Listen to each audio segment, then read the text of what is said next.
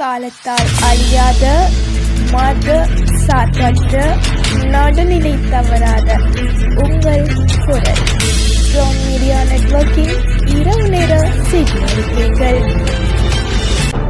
முதலில் தலைப்புச் செய்திகள். கீரிமலையில் குப்பைகள் கொட்டப்பட்டமை தொடர்பில் ஆளுநரிடம் மனு கையளிப்பு. மகாவலி கங்கையின் நீர்மட்டம் அதிகரிப்பு, சில பகுதிகளுக்கு வெள்ள அபாய எச்சரிக்கை.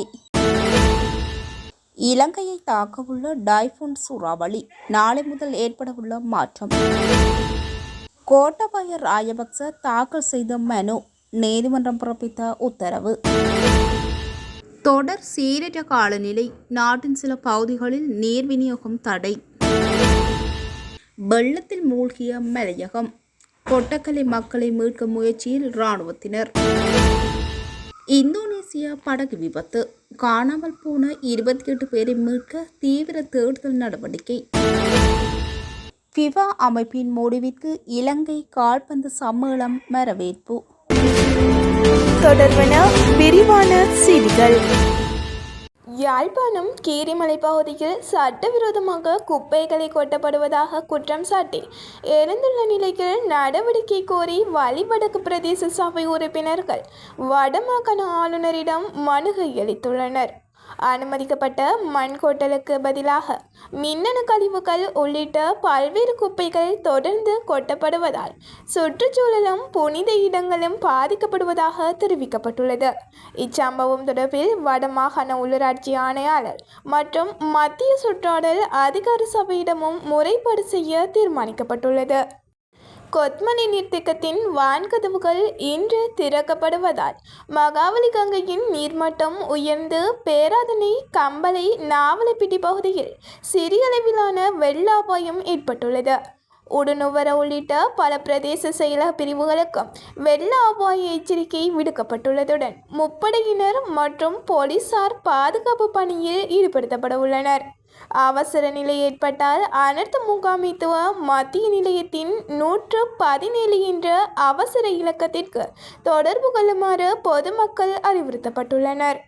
நாடு முழுவதும் நிலவும் சீரற்ற வானிலை நாளை நண்பகலின் பின்னர் படிப்படியாக குறையும் என வளிமண்டலவியல் திணைக்களம் அறிவித்துள்ளது. ஜப்பானுக்கு தெற்கே உருவாகியுள்ள டைபூன் சூறாவளியின் தாக்கத்தால் ஆகஸ்ட் 6ஆம் தேதிக்கு பின்னர் மத்திய மலைநாட்டு மேற்கு சரிவு பகுதிகளில் மீண்டும் மழை பெய்யக்கூடும் என தெரிவிக்கப்பட்டுள்ளது. சப்ரஹமுவ மாகாணம் மற்றும் கண்டி, நுவரெலியா மாவட்டங்களில் அடைமழை பெய்யும் வாய்ப்பு இருப்பதாகவும் எச்சரிக்கப்பட்டுள்ளது. ஈஸ்டர் தாக்குதல் விசாரணை தொடர்பாக தனது கைதி மற்றும் தடுப்பு காவலை தடுக்க கோட்டாபய ராஜபக்ச தாக்கல் செய்த மனு மீதான விசாரணையை மேன்முறையீட்டு நீதிமன்றம் நிறைவு செய்துள்ளது. மனுவை விசாரணைக்கு ஏற்கலாமா அல்லது நிராகரிக்கலாமா என்பது குறித்து செப்டம்பர் 22ஆம் தேதி தீர்ப்பு வழங்கப்படும் என அறிவிக்கப்பட்டுள்ளது. மேலும் வழக்கு தொடர்பான எழுத்துப்பூர்வ வாதங்களை ஆகஸ்ட் 31ஆம் தேதிக்குள் தாக்கல் செய்யுமாறு நீதிமன்றம் உத்தரவிட்டுள்ளது. கனமழையால் அசுபினி, எல்ல மற்றும் மாவனல்லா நீர் சுத்திகரிப்பு நிலையங்களின் நீரெடுக்கும் பகுதிகள் அடைபட்டதால் மாவனல்ல மற்றும் அரநாயக்க பகுதிகளுக்கான நீர் விநியோகம் பாதிக்கப்பட்டுள்ளது. சில பகுதிகளில் குறைந்த அழுத்தத்தில் மட்டுமே நீர் வழங்கப்பட்டு வருவதுடன் சில இடங்களில் நீர் விநியோகம் முழுமையாக நிறுத்தப்பட்டுள்ளது. வானிலை சீரானதும் நிலையங்களை மீண்டும் இயக்கி இயல்பான நீர் விநியோகத்தை விரைவில் மீட்டெடுக்க நடவடிக்கை எடுக்கப்படுவதாகவும் தேசிய நீர்வளங்கள் மற்றும் வடிகால் சபை தெரிவித்துள்ளது. தொடர்ச்சியான கனமழைகள் மலையகத்தின் பல பகுதிகளில் வெள்ளம் ஏற்பட்டுள்ள நிலையில் கொட்டகலை, கினிகந்தேகன, பிலாக்வாட்ட பகுதியில் மக்கள் கடுமையாக பாதிக்கப்பட்டுள்ளனர்.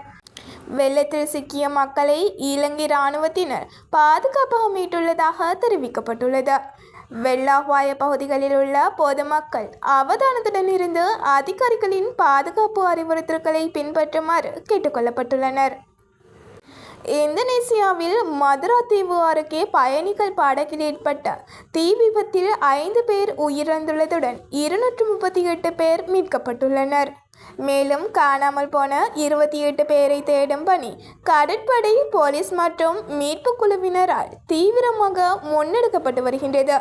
271 பயனாளிகளுடன் பயணித்த படகில் ஏற்பட்ட தீ விபத்துக்கான காரணம் குறித்து அதிகாரிகள் தொடர்ந்து விசாரணை நடத்தி வருகின்றனர். ஃபீபா முன்னோக்கு நிறுவனம் முன்முயற்சியை திரும்ப பெறும் தீர்மானத்தை இலங்கை கால்பந்து சம்மேளனம் வரவேற்றுள்ளது. இந்த முடிவு உறுப்பு சங்கங்களின் கருத்துக்களுக்கு மதிப்பளிக்கும் கியானி இன்ஸ்பாண்டினேவின் உள்ளடக்கிய தலைமைத்துவத்தை பிரதிபலிப்பதாக இலங்கை கால்பந்து சம்மேளனம் தெரிவித்துள்ளது.